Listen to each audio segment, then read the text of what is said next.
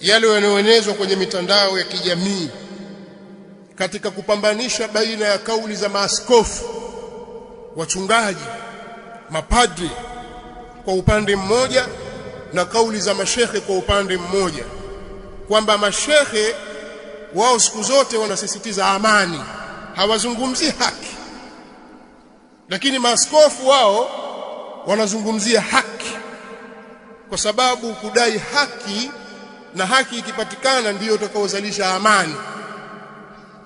Kwa hiyo mashehe wao wazungumzia amani lakini hawaizungumzii haki. Kadhib. Hayo ni maneno ya uongo, maneno ya mtu ambaye hajaelewa au anakusudia kupotosha. Sisi tutaka haki kwa sababu Mola wetu sisi aliyetuumba ni wa haki. Dhalika bi anna Allaha huwa al-haq wa anna ma yad'una min dunihi huwa al-batil. Allah subhanahu wa ta'ala ndiye wa haki, na vyote vinavyoabudiwa kinyume chake Allah ni batil.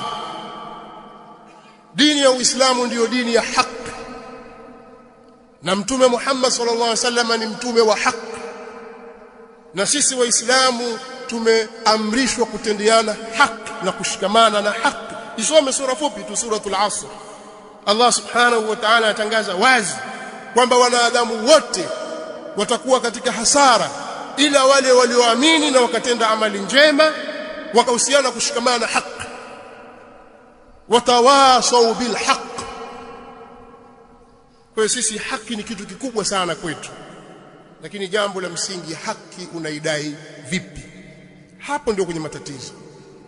Wale wanaoitwa kwamba ni wasomi, wana PhD ngapi sijui huko, wana degree ngapi, wameshindwa kulielewa hili kwa sababu hawana muongozo katika dini yao ya kuongoza kwenye hili. Darasa lao na shule zao hazikuwaongoza katika hili.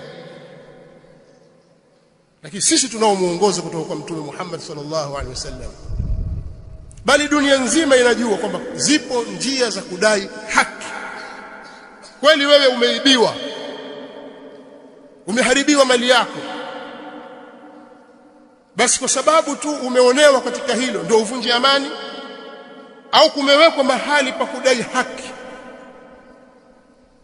Katika mambo ya kilimwengu ya kawaida tu wao wanajua.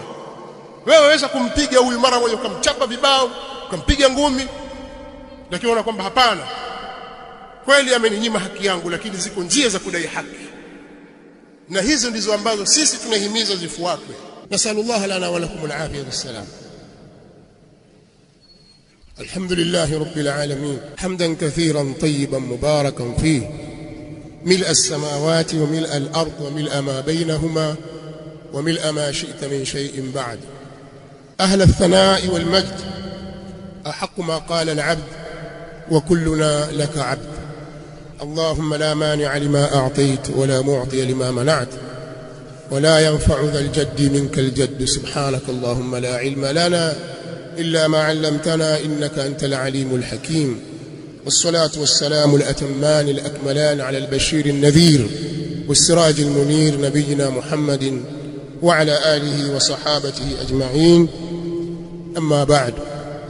ndugu zangu waislamu, si kila mtu aliyekuja na lugha tamu na maneno mazuri ana nia njema. Watu wengi wenye nia mbaya hutumia maneno mazuri, maneno matamu ya kiulaghai ili kutangaza bidhaa zao, kutangaza agenda zao, ili kufika kwenye malengo yao au kufikia malengo yao mabaya. Sisi Waislamu tumeligundua hili katika nchi hii, kwamba mara nyingi wanapoingia watawala Waislamu, basi Wakristo wanakuwa hawana raha na uongozi wa yule Muislamu. Historia hiyo iko hivyo.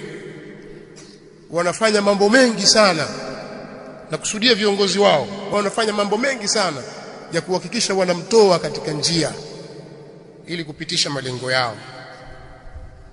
Lakini wakizungumza wazi, Waislamu nyinyi mtushtuka. Kwa hiyo wanatumia njia nyingine ya mbali ili kuwalaghai. Sasa ni wajibu juu yetu sisi kutumia mimbari kama hizi